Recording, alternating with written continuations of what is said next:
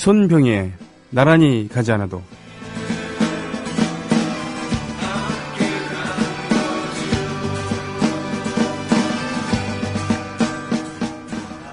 새해 첫날 모든 게 다 고요해.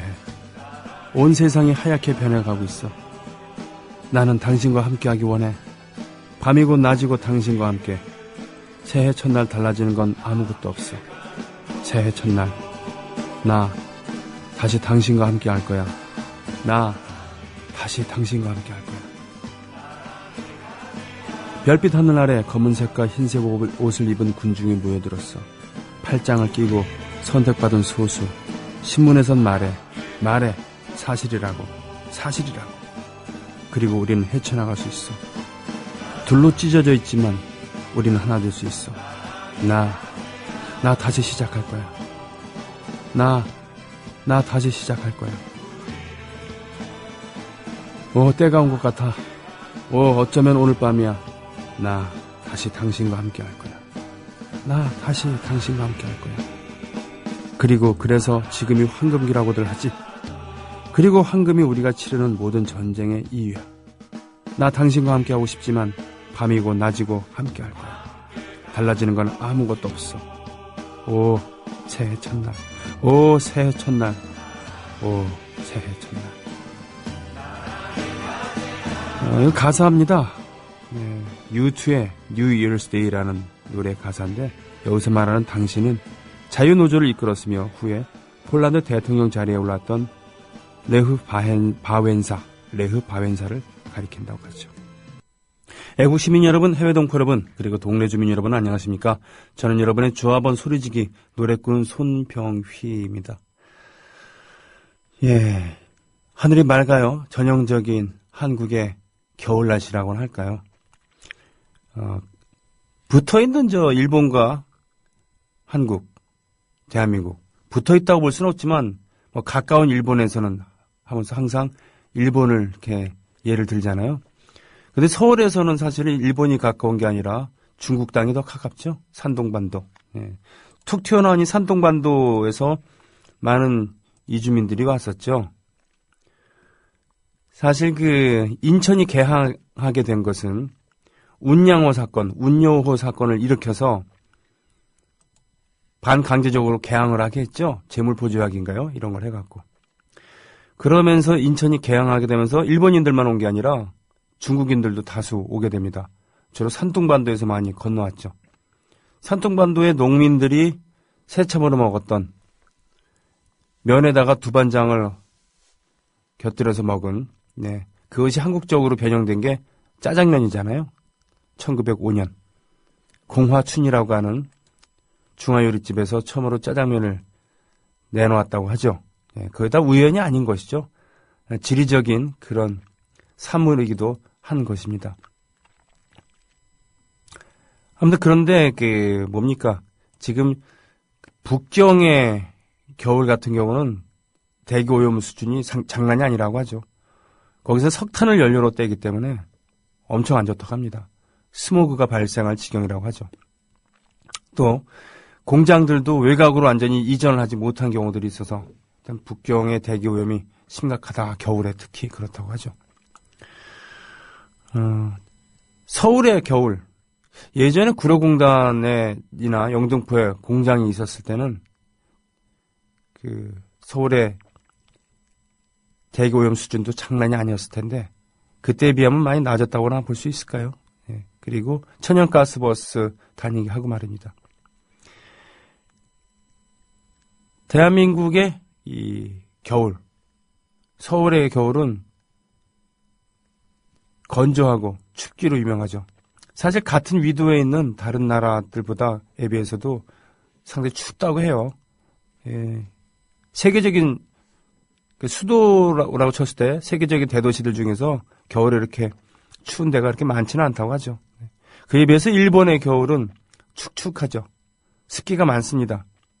그리고 우리처럼 온도를 문화가 있는 게 아니어서 이렇게 집에 있어도 이렇게 따뜻하다는 느낌 별로 없죠. 대신 코다츠라고 하는 그런 난방기구 거기에 이제 담요를 깔고 그 속에 들어가갖고 코다츠유에서 귤을 까먹는, 이게 이제 전형적인 일본의 그런 겨울나기, 겨울의 그 재미라고 하는데요.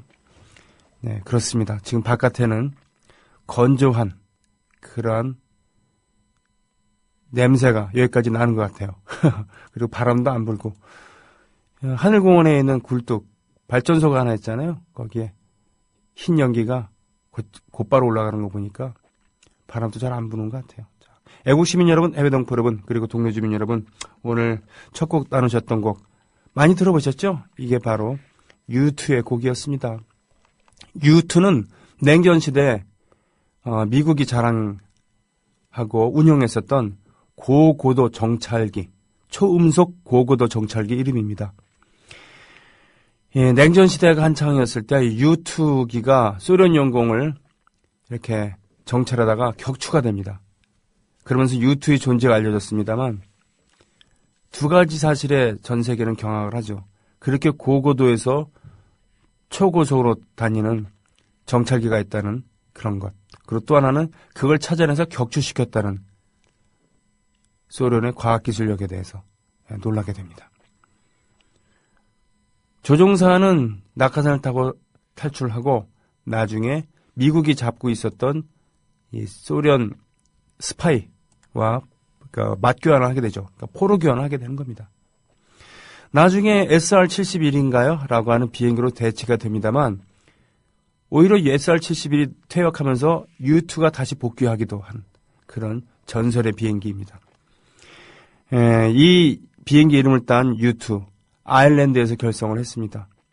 DH라고 하는 기타리스트의 독특한 기타 주법.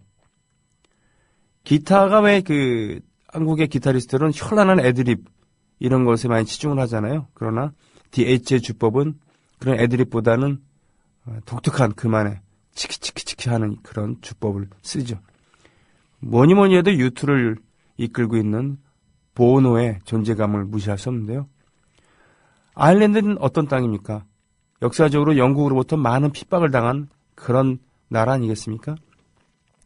그래서 못 살겠다 떠나보자 해서 미국으로 많이 이주를 했고요. 미국에서 아일랜드계들이 차지하는 비중은 결코 호락호락하지가 않습니다.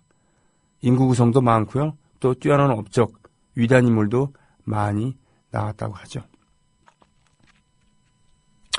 하여튼 이 U2는 아일랜드 출신답게 기아 퇴치 운동에도 앞장을 섰습니다. 네. 80년대에 밥 겔도프와 같이 그런 일들 많이 했었고요. 남미 순회 공연을 다니면서 우리식으로 따지면 민가요 어머니들과 함께 무대를 꾸미기도 하고 반전과 평화를 부르짖는 일, 이런 것에 자기 목소리를 아끼지 않으면서도 세계적인 명성을 얻는 그런 훌륭한 음악들을 많이 발표했습니다. 그런 생각을 하게 됩니다. 이 한국어 문화권이 사실 인구가 그렇게 적은 건 아니죠. 네. 해외 동포들까지 합치면 7천만이라고 합니다만 7천만보다 좀 넘지 않겠습니까, 이제는? 네. 남한만 해도 지금 5천만이니까요. 북한이랑 중앙아시아, 미국과 일본 등지에 흩어져 있는 8천만이라고 칩시다. 이게 이제 인구로 따지면 그렇게 결코 적다고 볼 수는 없지만 뭐라 그러나요? 영향력이라고 하나요? 이런 것들은 사실 중화문화권 엄청나죠. 영어문화권 엄청납니다. 두말할 나위도 없죠. 프랑스 문화권도 그렇습니다. 스페인 문화권이야말로 엄청나죠. 예. 남아메리카의 포르투갈 빼놓고는, 그러니까 브라질 빼놓고는 모두 스페인어를 쓰니까요. 그죠? 예전에 제국주의 시대에 식민지를 개척해본 나라들은 전부 다 자기 나라보다도 더 큰 식민지를 경영했었기 때문에 그런 자국어 문화권들이 많습니다. 예. 만약에 우리나라의 훌륭한 그런 음악인들, 정태춘, 또 안치환 같은 이런 저항 음악인들이 한국어 문화권이 아닌 중화문화권에서 이 정도의 명성을 얻었다. 그러면 영향력이 상당할 텐데 이런 생각을 합니다. 네. 어쩔 수 없이 지금 영어 문화권이 전 세계를 압도하는 그런 케이스이기 때문에 시시콜콜한 그런 밴드들마저 우리는 다 알 수밖에 없는 그렇게 돼버렸죠. 세계 2강의 반열에 들어선 중국어 문화권에 있는 그런 가수들 이야기, 이런 거는 좀 나중에 들어보는 시간을 갖고 있으면 어떨까 싶습니다. 예. 너무 영국과 미국의 영미권의 그런 팝 음악에 경도되어 있는 우리의 취향, 이게 이제 꼭 우리 탓이라고 볼 수는 없죠. 맨날 그것만 들려주는데 어떡하겠습니까? 그죠? 예. 더불어 행복한 세상, 너와 나의 꿈이 눈앞에. 국민 TV. 오늘 수요일은 게스트가 없습니다. 네, 게스트가 없어요. 이 게스트가 없으면은 좋은 점이 두 가지가 있습니다. 하나는 여러분의 신청곡 그리고 사연들을 충분히 소화할 수 있다는 그런 것과, 또 하나는 출연료가 굳는다는 것이죠. 예. 굳은 출연료를 나중에 다른 팀이나 그래서 2명 이상 섭외하고 그럴 때 쓸 수 있다는 그런 겁니다. 저는 출연료 절약을 하는 데 많은 신경을 쓰는 그런 DJ입니다. 예, 겨울왕국 주제곡이네요. 또 보고 싶네요. 라고 하셨어요. 맞죠? 네, Let it go. 흥은상 마미님 함께 하셨습니다. 이게 뭡니까? 닉네임이 뭐가 팟빵에 문제가 생겨갖고는 닉네임이 잘 안 써지게 되는 건가요? 예.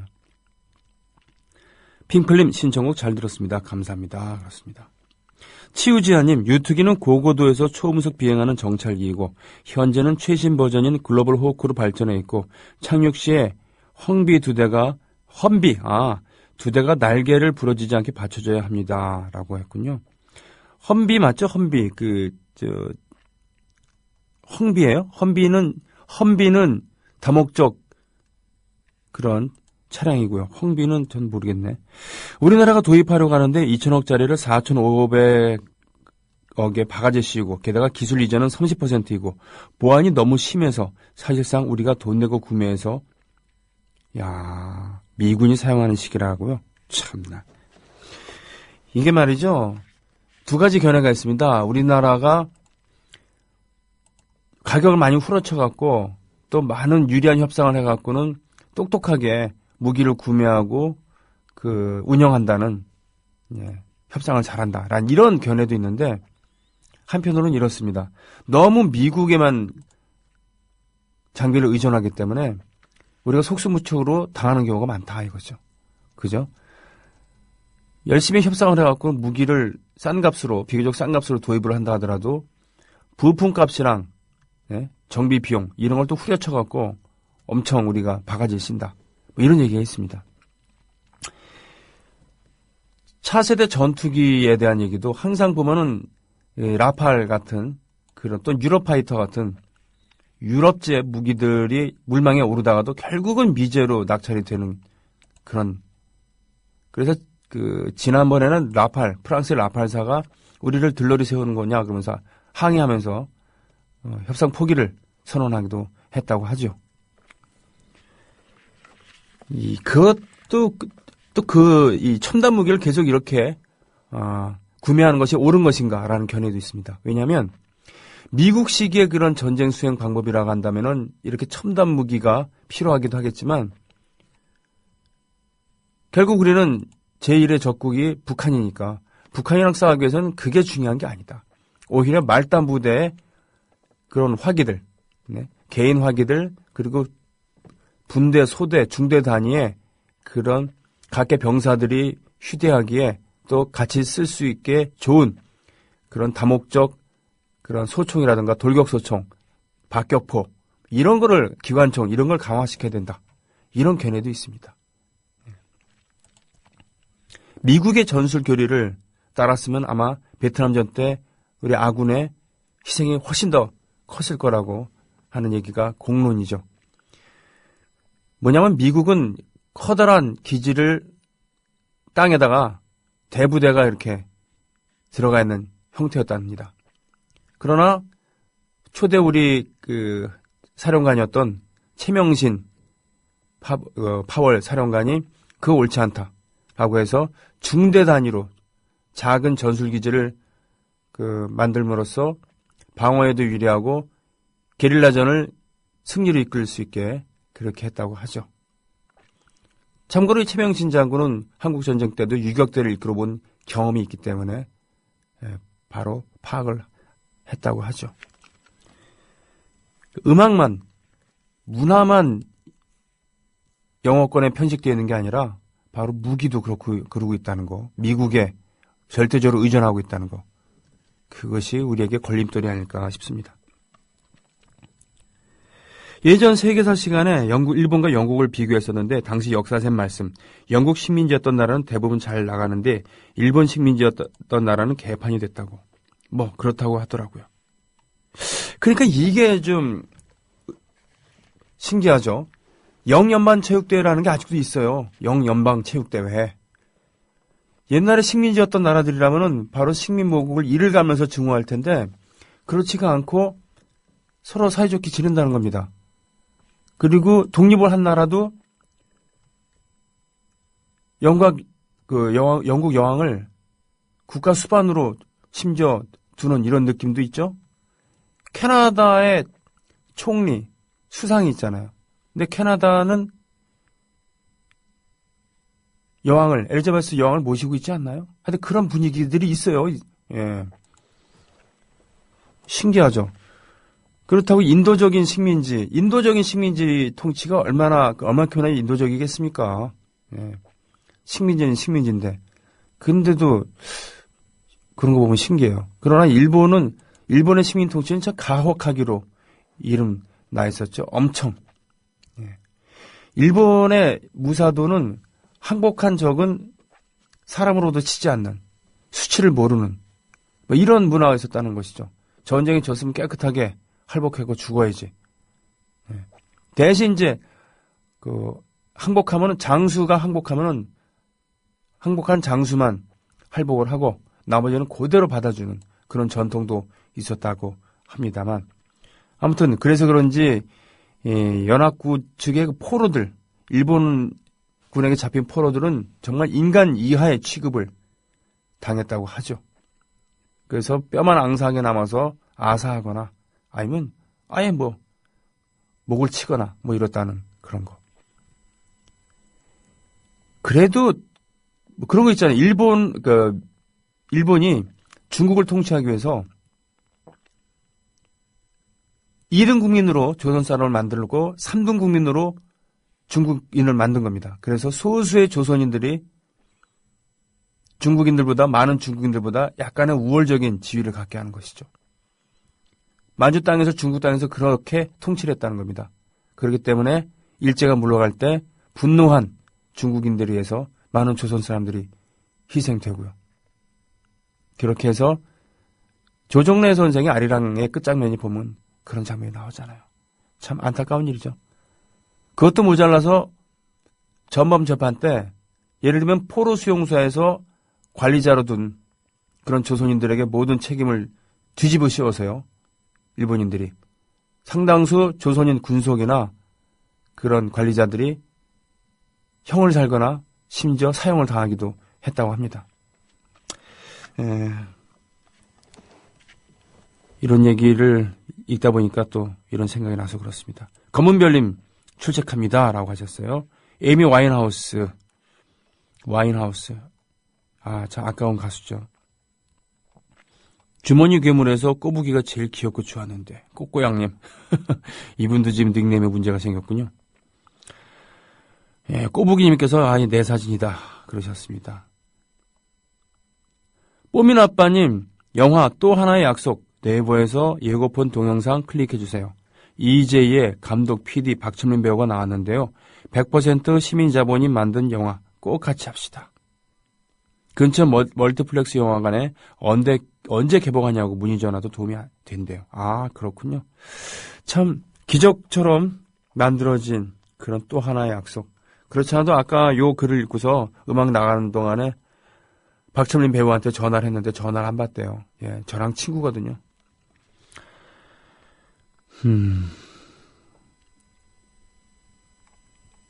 자, 음악 신청곡도 좀 있네요. 오케마리님, 저도 나란히 가진 않아도 같이 가렵니다. 출첵. 나대로님, 출첵한다고 하셨습니다. 명란젓 코난. 왜 이러십니까, 정말. 네. 레디코 잘 들으셨죠? 휘아님은 모처럼 환한 오후, 고양이와 함께 베란다에 나와서 청취한다고요. 동행님, 나란히 가지 않아도 우리는 다 함께 가는 거죠. 손병희님 수고 많으십니다. 동행. 혹시 이거 제가 아는 분인가요?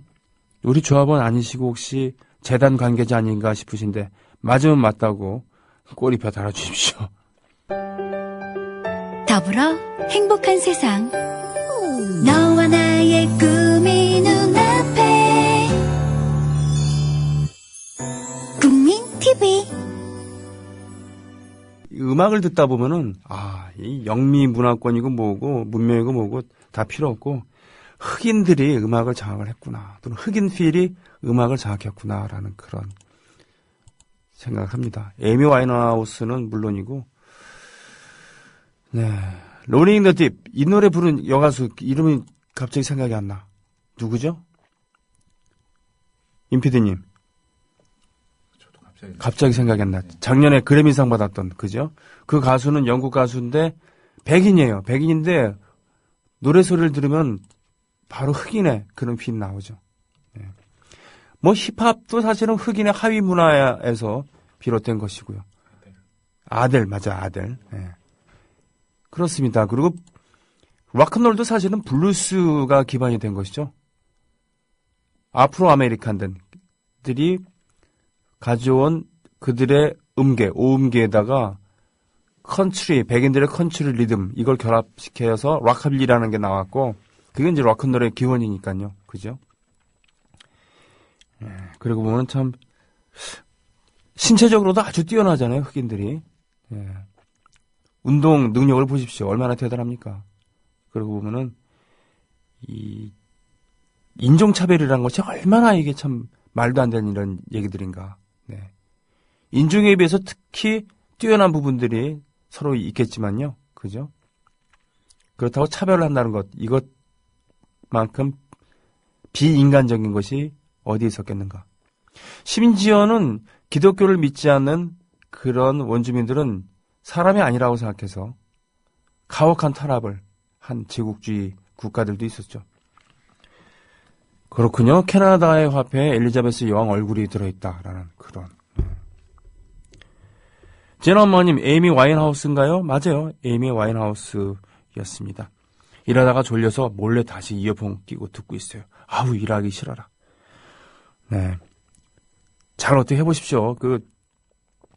누구 눈치를 봐야 된다 그러면 어쩔 수 없지만, 눈치를 봐야 되는 일이라 하더라도는 절묘하게 눈치를 보면서 일을 하지 마시고, 눈치를 안 받아도 되는 일이면은 일을 아예 하지 마십시오. 땡땡 치세요. 예. 손병희 아찌 땡큐 잘 들으셨어요? 꼬꼬양님. 바보씨 출첵하신다고 하셨습니다. 핑플님, 오늘이 박완서 작가님이 세상을 떠난 지 3년째가 되는 날이더군요. 예전 국어시간 교과서를 통해 작품을 접하고 그분 책도 읽었던 기억이 나네요. 생각나서 글 올려봤습니다. 특이한 케이스죠. 결혼해서 살림을 하다가 소설가로 등단한 그런 케이스. 조용한 성품에 보이지 않게 이러저러하게 후원도 해주셨던 그런. 역사학자 이화 선생 계시죠? 이분이 역사 모임을 이끌 때 조용히 오셔서 듣고 또 금전적으로 도움을 주시기도 하고 그러셨대요. 예. 가족을 잃은 아픔 이런 것도 있었습니다만 끝까지 문화콘을 불태우셨던 그런 분이셨다고 하죠. 교토에서도 응원, 캐나다의 화폐엔 엘리자베스 여왕이 있어요 라고 하셨습니다. 교토. 제가 참 좋아하는 도시입니다. 그 아들의 선배가 일본을 여행을 가는데 어디가 좋겠냐라고 질문이 왔대요. 그래서 저는 며칠간 갈 거냐? 5박 6일 정도 간다 그래서 저는 바로 주저하지 않고 얘기했죠. 교토와 오사카, 그리고 기회가 되면 나라까지 다녀오는 게 좋겠다라고. 그렇습니다. 예, 젊은 애들이니까, 예, 놀긴 놀아야 되잖아요. 오사카에서 놀면 되고, 일본의 과거를 알고 싶으면은 그런 교토를 가면 되는 겁니다. 그리고 일본의 과거에 한반도가 미친 영향을 알고 싶으면은 나라에 가면 되고요. 그죠? 저는 화려한 교토도 좋지만 고즈넉한 나라도 좋더라고요. 예. 출첵합니다. 행복한 둥이맘님, 이분도 지금 닉네임 쓰는데 애로 사항이 생긴 모양이군요. 출첵합니다. 즐거운 오후이네요. 햇볕도 좋고요. 친구야 너는 아니 부활 신청하신다고 뽀빠이님. 이 뽀빠이의 발상지인 거기 가면 뽀빠이 동상이 있다고 하죠. 시금치 재배가 주 산업인데 시금치가 안 팔렸단 말이죠. 그랬을 때 뽀빠이라는 캐릭터를 만들어서 시금치 판매량이 늘고 애들이 시금치를 먹기 시작하고 그래서 뽀빠이에 대한 그런 경의의 표시로 뽀빠이 동상을 만들어놨다고 합니다. 이 뽀빠이는 해군이죠. 해군의 그런 캐릭터를 갖고 있고 올리브 오일 성이 오일이고 이름이 올리브예요. 올리브 오일. 네. 이 빼빼 마른 올리브. 그러나 언제나 뽀빠이가 지켜주는 항상 이 둘 사이를 이간질하면서 올리브를 납치하려고 하는 마초 중의 마초 블루투스. 요즘 시대에는 이런 캐릭터가 용서가 안 되는 캐릭터들이죠, 모두. 그렇죠? 왜 올리브유는 맨날 도와줘요 뽀빠이만 외쳐야 되는가라고 여성단체에서 들고 일어날 테고 저런 나쁜 놈을 왜 캐릭터 남자의 그 전용으로 삼느냐 이러면서 블루투스를 가지고 항의를 하기도 할 거고 군대를 미화시키는 거냐 이러면서 뽀빠이 뭐 그럴 텐데 하여튼 예전에 나왔기 때문에 용서가 되는 캐릭터가 아닌가 싶습니다. 아, 치우지아님 헌비 맞다고요? 아, 그렇군요. 명란젓코나님 이렇게 빨리 틀어주시다니 감사합니다. 잘 들었습니다 하셨어요. 유투의 노래를 놓쳐서 너무 아쉬웠다고요? 그렇죠. 같이가자님께서 어저께 올려주신 글이었는데 신청곡도 올려주셨습니다. 오늘은 2시간 내내 우리 조합원 여러분들과 함께 노닥노닥거리면서 방송을 진행하겠습니다. 그러니 많은 이야기 올려주시고요.